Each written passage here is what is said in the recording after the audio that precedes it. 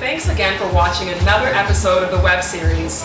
Today I'm sitting at Tam Tam African Cuisine and Music, a restaurant that plays a lot of great music, which I'm sure you could probably feel in the background. I know I can feel the bass, as well as traditional foods from across Africa, including foods from Senegal, from Nigeria, and right here in Ghana. Now, Africa is steeped in so much tradition. It affects the way people think and the way they do things, as well as culture. One of the things that I've noticed traveling around with the roving film crew for the TV series that I've been working on as host is that tradition and culture affect the way women take care of themselves during pregnancy. It also is an issue when it comes to maternal mortality. Some of the instances that really stick out to me I'm going to share with you right now. The first one being in the village of Dove in the Volta region of Ghana, where women are not allowed to give birth. Now, this is a tradition that has been around for generations, and when I asked the women there, they couldn't give me a straight answer except that's just how it is. And the chief gave some explanation too, but it didn't seem like it had a real solid grounds other than it's just the tradition that's been happening there. Now, when a woman is pregnant and she's about to deliver, she's required to leave the village and give birth somewhere else. Right now, we have just left the village of Dove in the Volta region, where women are not allowed to give birth.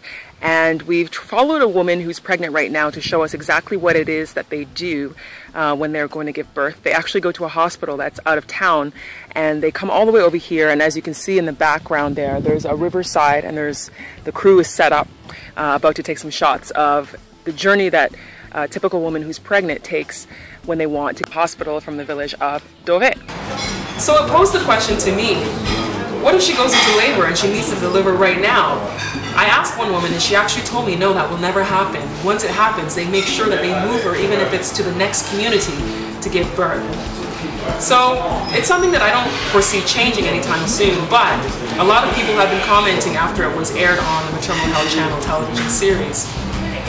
The other thing that stuck out to me was the issue of the man being the head of the household.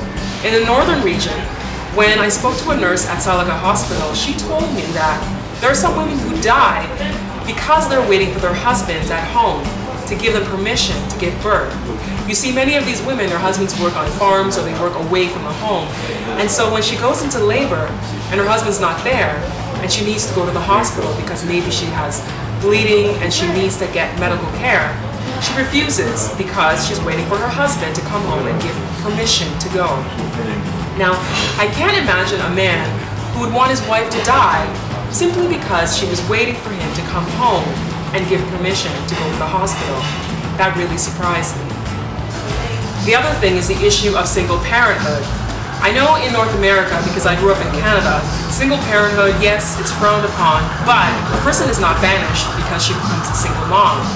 But in Ghana, one of the things that I noticed is if you're a young girl, even a grown woman, and you become pregnant when you're not married, it's something that many people frown upon. Some communities will even banish a woman from her church or from the area because she's a single parent. So some women, especially young girls, will go to great lengths to have abortions that they perform on their own or drink some kind of concoctions just to get rid of the pregnancy, which affects their health in the long run. I'll go in more detail about abortions in another episode, but that's one of the things that stuck out to me. The other is the honor of being a woman. Some of the communities I visited, they told me that women are seen as being strong if they are capable of delivering a baby at home and not going to the hospital. And if you go to the hospital, you're seen as being weak, and you're not really a strong woman if you had to go and get the assistance of a medical facility to give birth. Those are just a few of the things that stuck out to me that are tradition, that affect women's lives when they are giving birth or during the course of their pregnancy. Tradition and culture are things that are steeped in many societies, and in this case can affect the life and death of a woman while she's pregnant or even after she gives birth.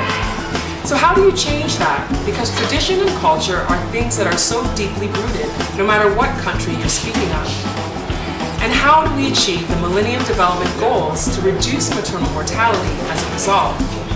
Well, I think the answer to that is through education, through open discussion about what can be done to change it. It doesn't have to be a big change, it could be slight modifications to better assist women when they are pregnant as well as after they give birth.